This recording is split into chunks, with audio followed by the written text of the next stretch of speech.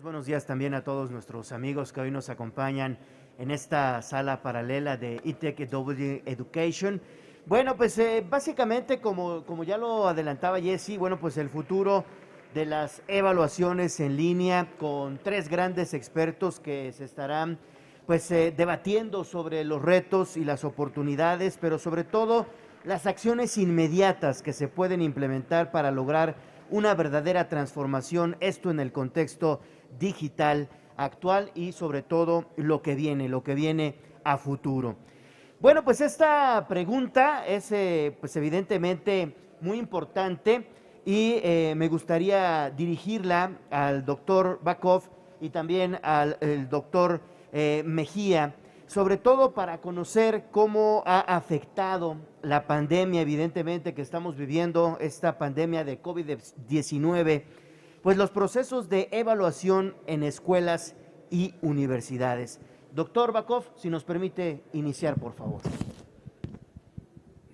Sí, buenos días a todos. Gracias por la invitación y por poder compartir con ustedes esas reflexiones. Rápidamente yo diría que los procesos de evaluación, pues en general son muy diversos, tanto por sus propósitos como por el nivel educativo de que se trata. No ha sido la misma, el mismo efecto, las mismas condiciones en niveles de primaria o educación básica que en niveles de educación superior. Yo podría decir que en términos generales la evaluación ha perdido valor en general, porque las condiciones han impedido realizarla como normalmente se había hecho y los docentes y las instituciones han tenido que digamos, arreglárselas para poder atender este tema. Pero en educación básica, pues muchos estudiantes no han sido evaluados. Y para propósitos o como un ejemplo, la evaluación que se le va a hacer a todos los estudiantes de educación básica en el país va a ser que van a pasar en automático todos los estudiantes. Y eso nos da una idea de que la evaluación ha perdido importancia en este momento, tanto por que no se ha podido realizar o porque la educación se ha hecho de manera distinta a la normal. En el caso de la educación superior es distinto, porque ahí creo que los docentes, las propias instituciones han podido establecer procesos de evaluación más innovadores, ¿verdad? Y han podido hacer, por ejemplo, evaluaciones colegiadas o evaluaciones a distancia, evaluaciones en casa, evaluaciones de distinta manera. Y cada institución, lo que es interesante es que cada institución lo ha hecho como ha podido y como se le ha ocurrido. O sea, la pandemia nos agarró con los dedos, digamos, en la puerta en ese sentido. Por otro lado, creo que los procesos colegiados en las instituciones se han incrementado para poder atender entre todos formas diversas de poder evaluar a los estudiantes. Otro es el caso, por ejemplo, de los procesos de ingreso o de egreso o diagnósticos que son de gran escala, que anteriormente se hacían en lápiz y papel o en computadora de manera presencial. Y aquí ha habido como dos grandes líneas, ¿verdad? Instituciones que decidieron permanecer haciendo evaluaciones en sus propias instituciones y instituciones que prefirieron hacer evaluaciones a distancia con todas los inconvenientes o dificultades que esto requiere, pero también con las innovaciones que se han tenido que realizar para poder tener un poco de confianza en las evaluaciones no supervisadas. Y yo diría que dejaría ahí para que mi compañero rector pueda hacer lo suyo. Adelante, maestro Francisco David Mejía. Aquí, gracias. Muchas gracias. Adelante. Muchísimas gracias. Bueno, primero que nada, agradecer la invitación a estar presente en este panel y desde luego, pues muy honrado de que nos acompañen rectores responsables de empresas dedicadas al tema de educación y desde luego estar con el doctor Bakov, al que admiro y respeto muchísimo, y entonces me da mucho gusto estar acompañándolos aquí. Desde luego, la pregunta es una pregunta que podríamos solito con esa pregunta pasarnos aquí una buena mañana platicándola. Yo creo que uno de los puntos importantes es justamente la pandemia lo que vino es a darnos cuenta que había evaluación. O sea, que hoy haya aquí un panel para discutir el tema de evaluación me parece clave. En muchas ocasiones hacían reuniones de educación y nunca se hablaba de evaluación. Hoy se está hablando de evaluación porque nos estamos dando cuenta lo crítico que puede ser la evaluación en todos los sentidos, y no solo la evaluación del conocimiento, sino todo el contexto completo. Estamos hablando de docentes, estamos hablando de todo el trabajo que hacen alrededor de escuelas, autoridades, directivos, administrativos y demás. Y un poquito siendo cuidadosos de lo que ha pasado en nuestro país, evidentemente la parte de educación básica, educación media superior, como se le llama en México, o educación media, pues han tenido efectos en algunos casos muy contradictorios, porque tenemos la parte de la educación pública y la parte de la educación privada, donde en algunos casos la educación privada ha trabajado en algunos modelos de evaluación distintos a los que está trabajando la educación básica. Y en la educación superior también estamos viendo ese reflejo, porque no en todos los casos se pudo hacer un ejercicio formal de evaluación y se recurrió pues a decir vamos a dar clases a través de una plataforma en línea y luego vemos cómo evaluamos, ¿sí?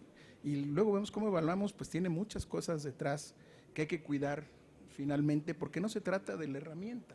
Ahí el tema que se ha confundido, y quizás la pandemia vino a generar esa enorme confusión, hoy en esta primera etapa post-pandemia, porque todavía no hemos terminado, digamos, post-pandemia 1.0 todavía, estamos viviendo realmente un modelo de transición en muchos aspectos, y uno de ellos es en el tema de evaluación. Entonces cualquiera dice, no, bueno, pues yo lo que hago es genero una serie de elementos para evaluar a los alumnos, los presento a través de una plataforma y te hablan de la mejor plataforma tecnológica, pero la realidad es que ese no es el fondo del esquema. Hay que analizar realmente qué hay detrás y qué podemos hacer realmente para entender el concepto de evaluación. En muchos casos, y yo aquí puedo platicar un poco de lo que ocurre en el caso de una universidad 100% en línea, bueno, hemos trabajado durante varios años, esto ya es un proceso que ha venido madurando, que ha venido escalando diferentes niveles incluso de calidad, desde luego buscando cada vez la mejora, es pues ya en específico algunos temas muy puntuales, pero no es el caso de todas las demás. Tengo el enorme honor de ser profesor presencial en la universidad más grande de este país.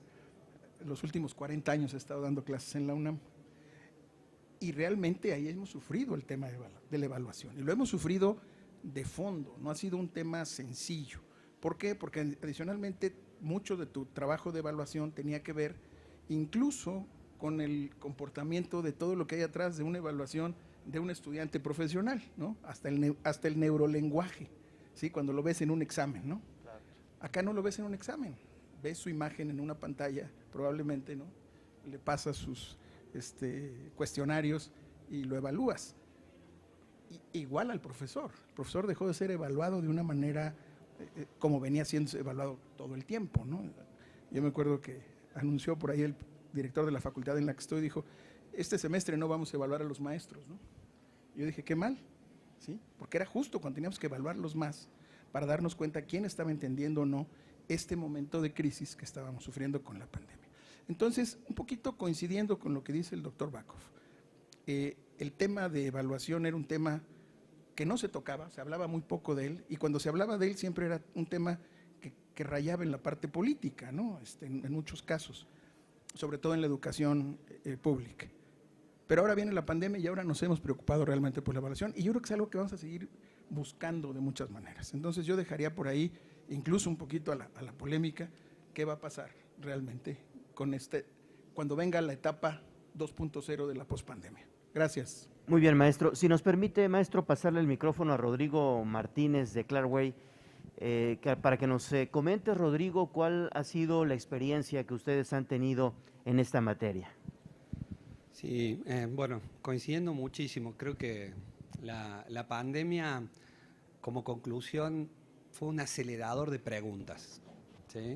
Creo que las instituciones salieron a preguntarse exactamente cómo hacer, cómo avanzar, cómo asegurar uno de los principales patrimonios que tiene, que es el prestigio en una instancia de evaluación, y a partir de ahí empezaron a surgir muchísimas preguntas y de alguna forma coincidimos plenamente, digamos, recordaron el proceso de evaluación, recordaron qué significaba el proceso de evaluación, ¿no? Que no era solamente controlar y un pasa no pasa, sino que era parte muy importante de toda la carrera.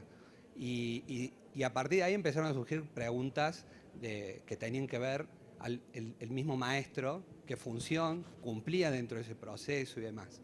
Y obviamente aceleró muchísimas cosas. Nosotros en nuestro caso tuvimos clientes y nuevos clientes que venían y preguntaban, decir, bueno, pero yo necesito solo esto hasta que termine, ¿sí? Quiero una solución para este momento para poder salir del paso y luego volver a mi situación anterior lo más rápido posible, ¿no? Y después también tenían clientes o organizaciones que trabajaban con nosotros que ya hace rato venían planificando esto y solo lo único que hizo fue traer un par de años hacia el hoy, decisiones que ya tenían tomadas, cómo llevarlas hacia adelante. Creo que principalmente fue un acelerador de decisiones y de situaciones que creo que va a ser difícil volver para atrás, ¿no?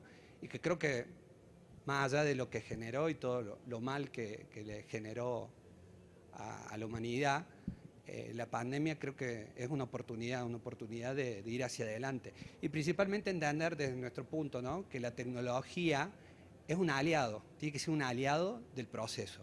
Tiene que participar, digamos, en el proceso y no ser un objetivo, una moda, ¿sí? Principalmente creo que eso es lo que nosotros pudimos detectar y ver desde nuestro costado y de nuestro lado. Sí, es indudable que la mayoría de los docentes en esta materia se adaptaron a los nuevos tiempos sobre la marcha, ¿no? Fueron innovando, algunos de ellos también sobre la marcha, sobre lo que les venía enfrente. ¿Qué testimonio nos pudiera regalar David Ortega, sobre todo de cómo han ustedes sorteado justamente la evaluación en línea en la Universidad Interamericana? Bueno, muchas gracias por estar en el panel antes que nada. Nosotros somos una universidad presencial. A nosotros sí nos pegó la pandemia y tuvimos que transformarnos en un mes a una universidad en línea. Y bueno, aquí viene una de las preguntas que nosotros teníamos. Y las evaluaciones, pues buscábamos evaluar habilidades duras, porque los conocimientos los evaluábamos con test, con exámenes, con quizzes, pero también estaba la pregunta de ¿y las habilidades blandas? Y lo que comentan, bueno, las tecnologías van avanzando. Primero tenemos que confiar en las herramientas que teníamos. Y segunda es, bueno, existen simuladores, existen otras herramientas que nos pueden ayudar también a poder evaluar las habilidades blandas. Entonces, lo que nosotros buscábamos era pasar la presencialidad en línea, pero también tomando ciertos factores que nosotros veníamos trabajando desde antes. Claro. Gracias, David. Doctor Bakov, ¿cuáles serían los principales retos y oportunidades, doctor, evidentemente para las instituciones educativas al migrar, digamos, a estos procesos de evaluación en línea? Adelante, doctor.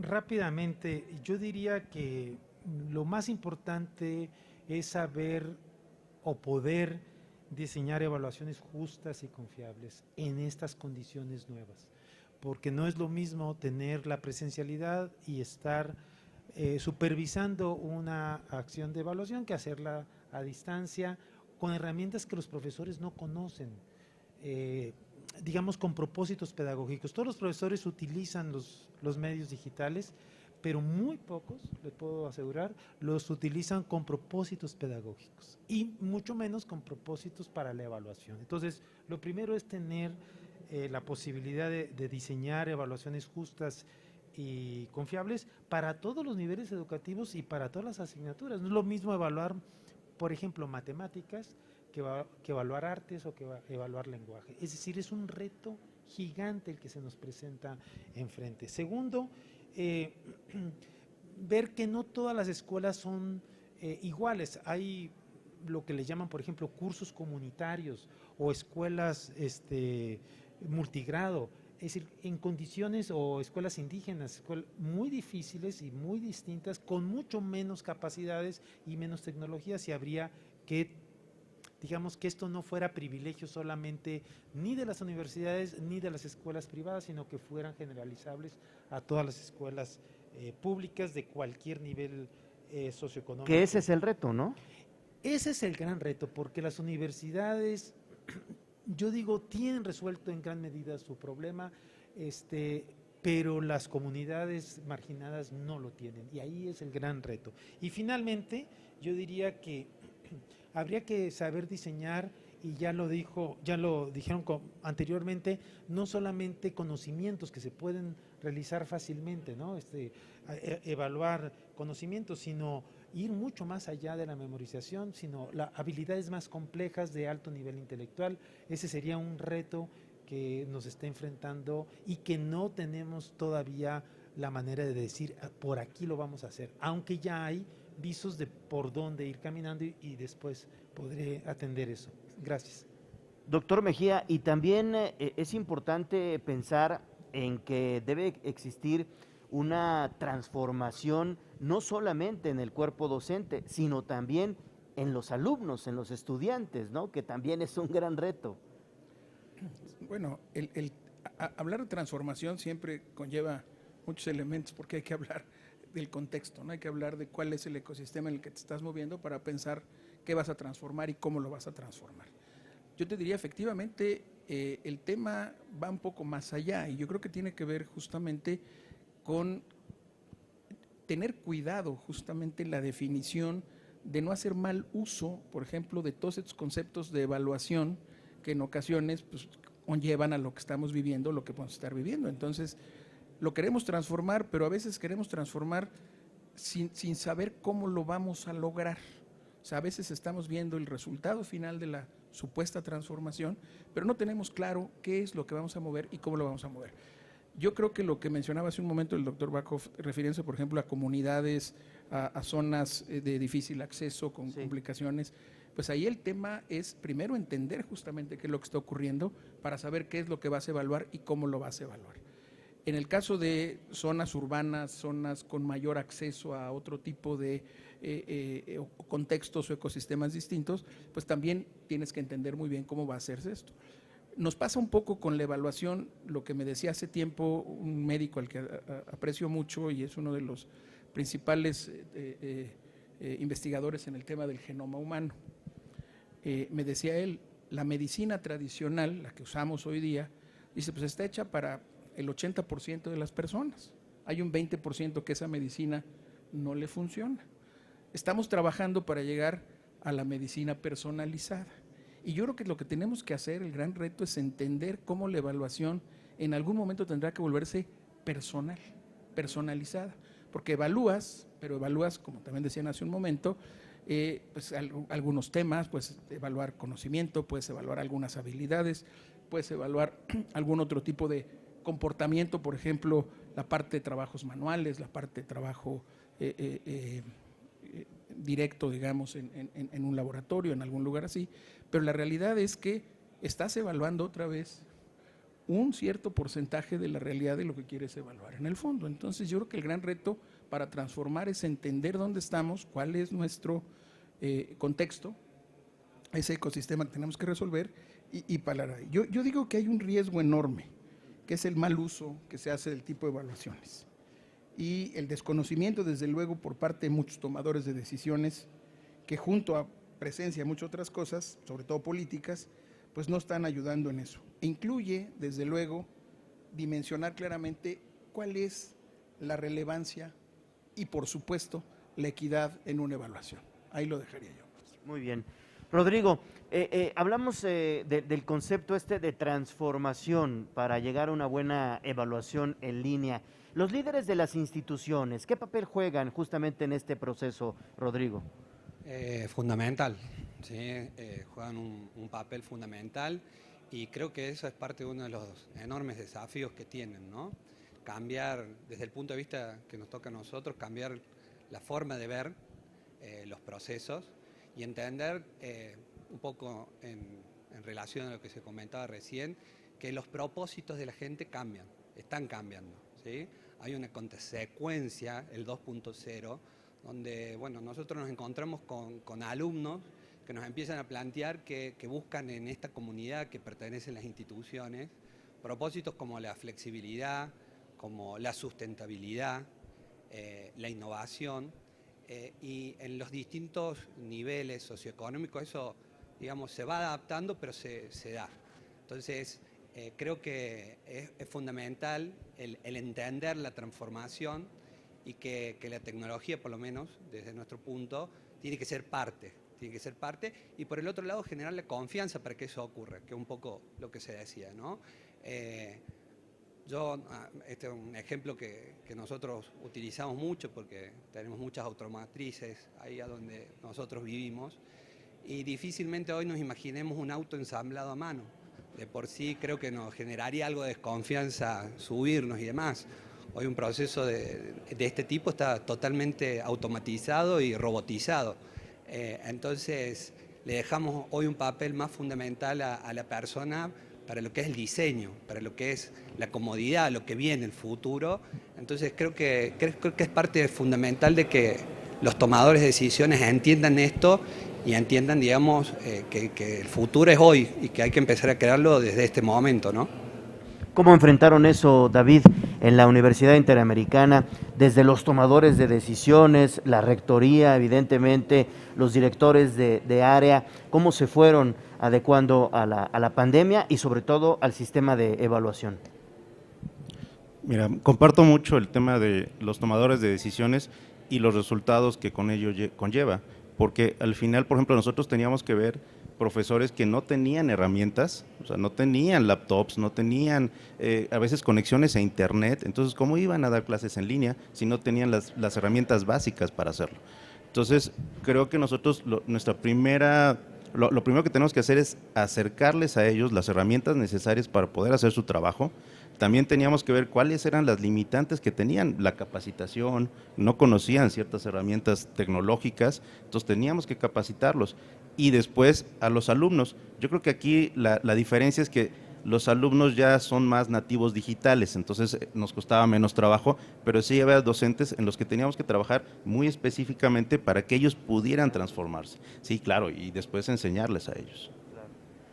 Muy bien, pues vamos a ir cerrando este panel. Doctor Bakov, si nos pudiera comentar, por favor, la pandemia obligó a cambiar el rumbo de las evaluaciones en línea, en este caso en México y en todo el mundo prácticamente. ¿Cuál es el futuro de estas evaluaciones? ¿Cómo se debe visualizar el futuro de estas evaluaciones, doctor?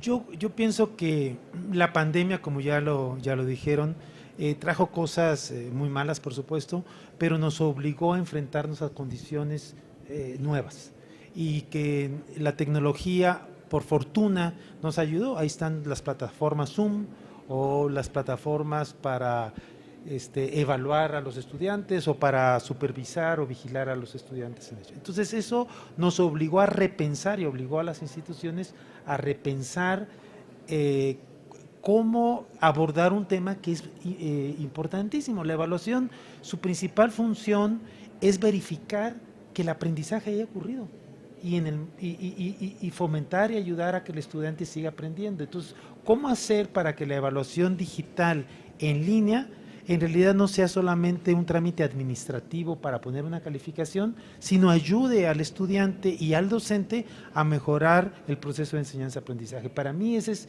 el reto fundamental que hay. Los líderes y las instituciones, para que esto ocurra y podamos tener lo mejor de los dos mundos, es decir, del mundo presencial, del mundo en línea, tienen que conocer y tienen que ser conocedores de cuáles son los límites y los beneficios que trae un modelo u otro y atreverse a probar. La verdad es que se tiene que probar cosas que no se conocen y por lo tanto verificar que son funcionales para las instituciones.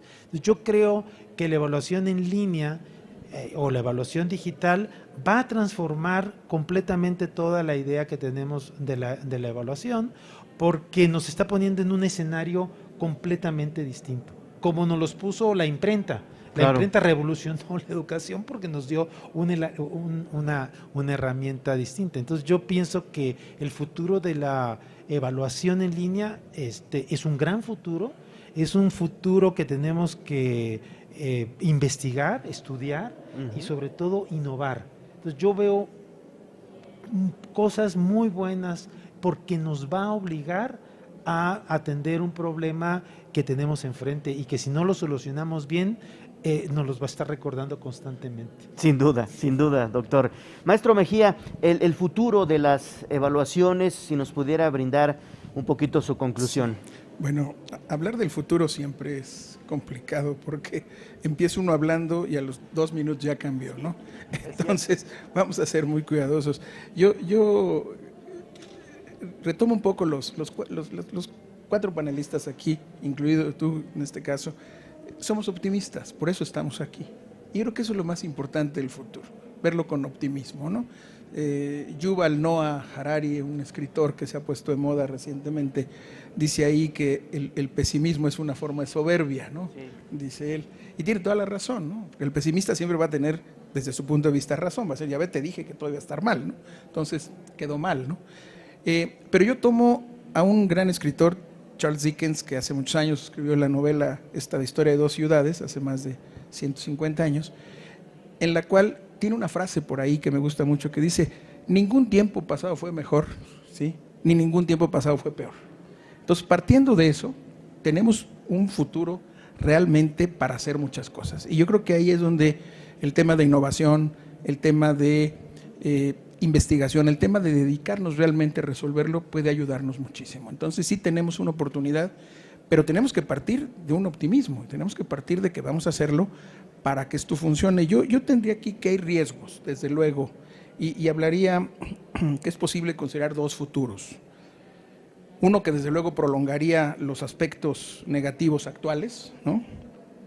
Y otro que además de aprovechar realmente el uso de la tecnología de información, en particular de la informática como tal y el cómputo, va a enriquecer la visión y alcances y los límites de las evaluaciones en gran escala, viéndolas no como un sustituto del maestro, porque cualquiera aquí puede pensar, oye, pues entonces yo me meto mañana a un curso de estos abiertos masivos en línea, me evalúo y ya estuvo. No, yo creo que van a ayudar sin duda, pero va a ser un complemento de la tarea realmente de los docentes, cuyo trabajo, yo sigo diciendo, es irreemplazable. O sea, el docente no lo vamos a perder, tanto como para promover el desarrollo cognitivo integral de todos sus alumnos, como para evaluar de manera integral también el desempeño, en especial con un enfoque informativo. Yo creo que un enfoque formativo es muy importante. Entonces, yo con ese optimismo, con esa posibilidad digo, ahí están los 2 futuros, ¿cuál decidimos? ¿Tomamos el de la izquierda, el de la derecha o el del centro? Vamos a ver el que nos lleve a donde queremos ir. Muchas gracias, doctor. Rodrigo, las evaluaciones en línea llegaron para quedarse. ¿Cuál es el futuro que observas de esto? Sí, creo que llegaron para quedarse, estoy seguro de eso. Hoy tenemos alumnos rindiendo en cualquier lugar del mundo, viajando, teniendo sus trabajos en distintos lugares y pudiendo seguir un proceso formativo, tanto de grado como de posgrado, y eso creo que es fundamental, ¿no? Estamos en un proceso donde hay muchas preguntas para resolver. Creo que, como decíamos al principio, como decían, el proceso de evaluación es como que llegó al último, pero desde allá atrás va a empujar hacia adelante un montón de cosas y reflexiones, ¿no? Volver a darle un lugar a los maestros, que es importantísimo, más de coach, de mentor, de entender el proceso que está siguiendo el alumno para su vida, no solo su carrera, sino para su vida.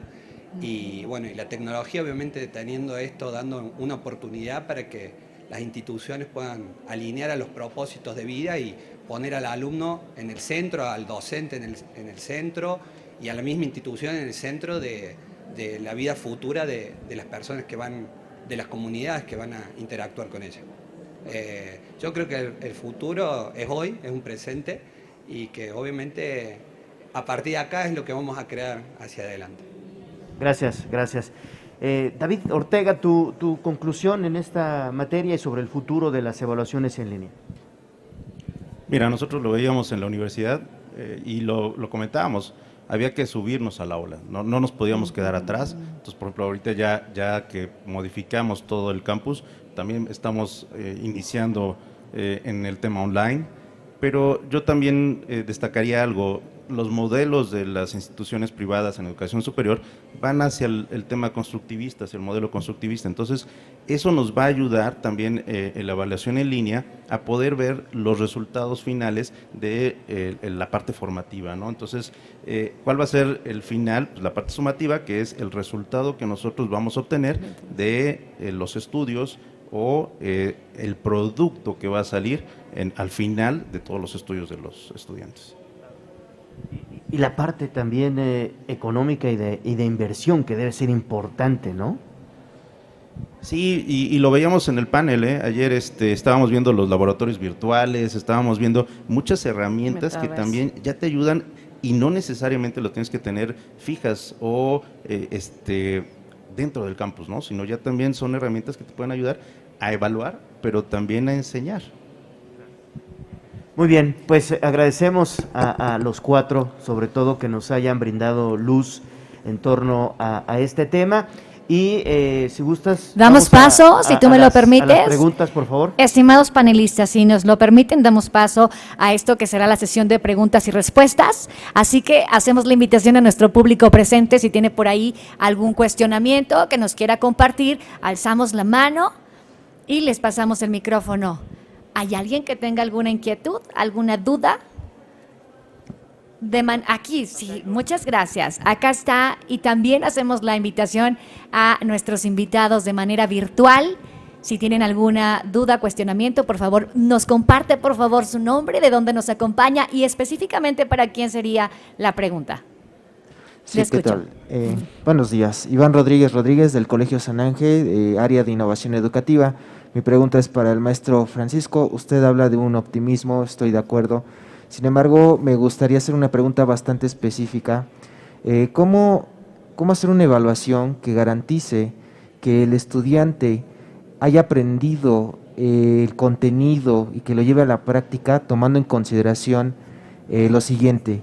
Como bien lo mencionaban, la SEP ya autorizó, y no es nuevo, desde hace 2 años lo venía haciendo, que en educación básica se aprobara al alumno, que nadie se quede rezagado, bajo 2 hipótesis. La primera, que el maestro ya no se encuentra motivado a hacer una buena evaluación, por lo mismo, porque si va a pasar el estudiante, entonces ¿para qué hago una evaluación?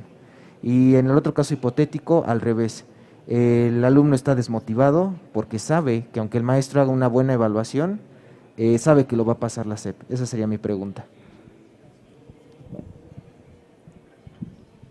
Muchas gracias. El tema del optimismo yo creo que es un tema pues más bien de una actitud ante lo que hemos estado viviendo y lo que vamos a seguir viviendo en los próximos tiempos. Y efectivamente tiene que ver con pensar realmente cómo vamos a hacer las cosas. Y yo creo que aquí, al menos en el caso de la educación pública en México, que se haya tomado en estas decisiones, pues nos hace llevar a pensar que sí tenemos que hacer realmente algunos elementos de cambio. Y el tema de la evaluación para realmente asegurar lo que estás buscando no es una evaluación final. A veces hemos confundido que evaluamos en un solo punto. Yo creo que la evaluación se da a lo largo de todo un proceso. Y esto ocurre como cualquier otro elemento formal, como nosotros mismos estamos evolucionando. Cuando un niño va creciendo, pues todos los días está teniendo finalmente un proceso de evaluación en términos de su salud física, su salud mental, su salud social, etcétera. Y yo creo que se ha pensado que el tema de dar un resultado final, que no una evaluación, se está confundiendo. Tú estás evaluando cómo la gente va aprendiendo, va descubriendo, va analizando, se va formando también. Las etapas básicas de la educación son totalmente formativas y eso lo sabemos. Y entonces eso sería el punto importante, motivar realmente, y mi optimismo tendría que ser en ese sentido, que no pensemos que solo por una calificación final se confunde el concepto de evaluación en el proceso de enseñanza-aprendizaje, que ese es finalmente lo que estamos buscando todo el tiempo. Y abonando un poquito a esta respuesta con el doctor Bakov, ¿podríamos pensar entonces que el gran pendiente de las evaluaciones en línea es justamente lo que platicábamos ya hace unos momentos, vinculado a la educación básica, pero sobre todo a estas comunidades alejadas y de difícil acceso? Ese sería el gran pendiente de cómo llevar la educación y las evaluaciones en línea hasta esos lugares. Sí, yo rápidamente y abonando a la respuesta que nos acaba de dar el rector, yo diría que la evaluación tiene dos grandes funciones. La función pedagógica, que es la principal de ellas, que es la formativa, que es la correctiva, la que le dice al estudiante qué ha aprendido y qué debe de aprender, pero también la que le dice al docente qué es lo que no han aprendido los estudiantes que él ha querido enseñar y que debería de corregir. Yo diría que históricamente esa función, que es la más importante, se ha dejado a un lado. Y la otra función, que es la administrativa, que es la de otorgar una calificación, un pase, y la de certificar que el estudiante curse un grado u otro, que es la que usualmente se utiliza. Y lo peor que nos puede pasar en el futuro de las evaluaciones en línea es que sigamos repitiendo el mismo error. Y además lo vamos a repetir mal, porque usualmente vamos a utilizar las mismas herramientas, los mismos métodos que utilizamos presencialmente, ahora en línea. Estamos traduciendo, trasladando algo como que en automático va a suceder. Entonces, yo soy igual digamos, en el sentido de tener optimismo, siempre y cuando nosotros orientemos la evaluación con el sentido pedagógico. El administrativo siempre va a estar ahí, pero el pedagógico debiera de estar ahí y debiéramos de aprovecharlo digamos, en las futuras evaluaciones. Y el reto mayor, ya no lo sé decir, pues son las comunidades más alejadas, más vulnerables y con menos posibilidades de desarrollo. Gracias, doctor. Siguiente pregunta, por favor. ¿Hay alguien más que nos quiera? Ahí tenemos, muchas gracias. Enseguida compartimos, tenemos una señorita aquí de este lado y un caballero de este lado. Después del caballero le pasamos el micrófono. Por favor, ¿nos puede compartir su nombre, de dónde nos acompaña y específicamente para quién va su pregunta? Hola, buenos días a todos. Su servidor, Víctor Manuel Méndez, responsable del área de TICS de la Universidad Politécnica de Tulancingo Hidalgo. Y la pregunta, pues bueno, va en general para todos los panelistas. Actualmente, bueno, que se maneja este esquema de educación en línea, pues los alumnos en la parte de evaluación, pues muchas veces utilizan estrategias de apoyo durante la evaluación, lo cual pues en ocasiones pues, nos provoca que no midamos correctamente el aprendizaje. Entonces la pregunta es, ¿qué técnicas o estrategias pues, bueno, los rectores en sus instituciones aplican para poder, pues llamémosle así, medir y corroborar que durante la evaluación pues los alumnos no se apoyen, ¿no?, de esas pues estrategias que muchas veces aplican, ¿no?, que no deberían de aplicarse? ¿Alguien que nos quisiera David, compartir una respuesta? ¿nos compartes tu experiencia? Bueno, y te lo voy a contestar de forma personal, porque es una creencia personal. Yo creo que también la educación a nivel superior se ha ido desligando de las empresas, de lo que ocurre en el nivel económico.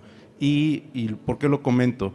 Porque si tú vas a una empresa, cuando nosotros evaluamos a un estudiante, le decimos, tienes que hacer esto, tienes que llenarlo, no puedes usar nada, no puedes usar libros, no puedes usar algo que te ayude, y eso va en diferencia de lo que está pasando en las empresas. Cuando una empresa tiene un problema, lo primero que te dicen es, ¿qué necesitas? Claro. Necesitas herramientas, necesitas personas, necesitas dinero. ¿Qué es lo que necesitas para tú resolver este problema y que la empresa le vaya bien? Entonces, creo que esa es una parte en la que las universidades tienen que empezar a adaptarse a dónde va a salir el estudiante y a dónde va a ingresar. ¿Por qué? Porque eso va a ser su vida o su modus operandi una vez que salga. Entonces, yo creo que ahí es donde la educación va a tener que migrar a adaptarse a lo que viven afuera del aula, no solo lo que están viviendo en el aula. Ciertamente. ¿Alguien que en quiera este abundar? sentido, doctor Mejía? Muchas gracias. Yo quisiera simplemente hacer un comentario relacionado a esto que tiene que ver con los juicios que hemos creado alrededor justamente de la evaluación o de esta evaluación final de una calificación. En México, al menos, no sé cómo se llaman en Argentina, cuando un profesor es un profesor que aprueba a todos sus alumnos, que los alumnos lo engañan y que se deja engañar y demás, le llamamos barco. Es un profesor barco, ¿no? Y al revés, cuando hay un profesor que no se deja engañar, que vive generando una tensión en el grupo, e incluso le tienen hasta miedo los alumnos, pues ese es el profesor duro, ¿no? Y se generan además juicios alrededor, ¿no? El profesor duro no importa, con él vas a aprender, ¿no? Y es un juicio que se hace. Y al revés, con el profesor barco no importa, hombre, pasas la materia, él te va a dar la calificación y no hay ningún problema. Y yo creo que ahí entra un trabajo de evaluación del cuerpo docente, también es importante. Hemos visto a muchos supuestos profesores duros ser pésimos docentes, ¿no? La realidad. Y al revés, estos famosos profesores barcos son profesores innovadores, probablemente con una visión distinta de la enseñanza, etcétera. Entonces, el trabajo de las autoridades educativas en mucho es también distinguir muy bien claramente, lo decía el doctor Bakov hace un momento, esta parte que estamos cuidando, la parte pedagógica, la parte didáctica y otra vez el modelo completo de enseñanza-aprendizaje, ¿no? En ese sentido. Sí, yo brevemente, porque me pareció muy interesante. Es muy difícil asegurarse que los estudiantes no se ayuden, aunque hay, por supuesto, toda la tecnología nueva de supervisión. Pero en mi experiencia yo creo que hay dos líneas que se deben de explorar muy bien. Primero son los simuladores. Y yo sé que esto suena pues muy complejo, pero yo creo que para allá vamos. Es decir, si tú simulas un problema y le pides al estudiante que lo resuelva, no importa que se ayude, pero que lo resuelva, tú estás poniendo a prueba si el estudiante tiene la capacidad de utilizar las herramientas que tenga a su alcance para resolver el problema. Porque la vida real así es. La vida real te pone un problema y tú te ayudas o te dejas ayudar o te asesoras y ahí viene todo el... Entonces tenemos que cambiar de chip, porque si tú dices lo que voy a evaluar son conceptos o memorización, pues sí es bien fácil que se ayuden, que se copien y que no te sirva de mucho eso, ¿no? Entonces uno tiene que ir pensando en ¿qué es lo que cambiar el modelo de evaluación y utilizar nuevas tecnologías, por ejemplo, simulaciones con páginas web, que tú le digas, a ver, métete a esta página web y encuéntrame esta información y dame la solución. Es muy difícil que alguien le ayude a una persona porque él lo tiene que hacer personalmente. Entonces pensemos en utilizar las nuevas tecnologías, pero no de la misma manera que estamos evaluando en lápiz y papel. Entonces sí requerimos de una creatividad y innovación al respecto. Gracias. Sí, siguiendo un poco en la línea, nosotros en la experiencia, a esta altura ya tenemos casi 2 millones de exámenes tomados virtualmente. Le acercamos videos de los exámenes a los docentes y el docente se empieza a ver la realidad que por ahí en el macro momento de un aula no tiene esa visión uno a uno, esto de personalizar, ¿sí?, que hablábamos hace un rato. Entonces se empieza a plantear un montón de cuestiones e inclusive el hecho de alguna forma de darle que el control de copió o no copió pase a ser automático, le da otro lugar al docente donde empieza a hacer un coaching o un seguimiento del alumno y empieza a replantearse si no está bien o está mal, que se ayude, porque claramente el alumno después de eso va a una vida distinta a lo que ocurre. Y en línea del médico o el ejemplo, un maestro que nosotros siempre tenemos de consulta, me decía o me planteaba, decía, si hoy un médico va 100 años hacia atrás y quiere ejercer, probablemente le cueste mucho, porque tiene mucho que ver con lo que decía, está personalizado. Ahora, probablemente un maestro no, probablemente se encuentre con un aula muy parecida a la que tiene, ¿no? Entonces, bueno, ese es el tipo de preguntas y situaciones como la que vos planteás, la que van a empezar a hacerse preguntas, y por eso digo que la evaluación desde atrás hacia adelante va a reconfigurar un montón de cosas. Gracias, Rodrigo. Adelante. Agradecemos mucho, es así, muchísimas gracias por sus amables preguntas a todos ustedes. Es así como estamos llegando al final de esta de verdad increíble charla que siempre nos abre la mente a ideas, a imágenes que de repente ni siquiera teníamos en la cabeza. Compartir su conocimiento es muy importante para nosotros, sus experiencias. Gracias a todos los presentes. Un aplauso, por favor, para nuestros panelistas, quienes comparten el día de hoy. Nos vamos con esta reflexión que desean ustedes. Tenemos que ser flexibles a los cambios, pero los docentes siempre presentes. Así que muchísimas gracias, es un placer. Gracias, compañero Torija, que siempre estás con nosotros compartiendo este espacio. Y si gustan, también es el momento de fotografía, si es que lo quieren hacer así. Agradecemos muchísimo. Muy buenos días. Continuamos nosotros con nuestro programa.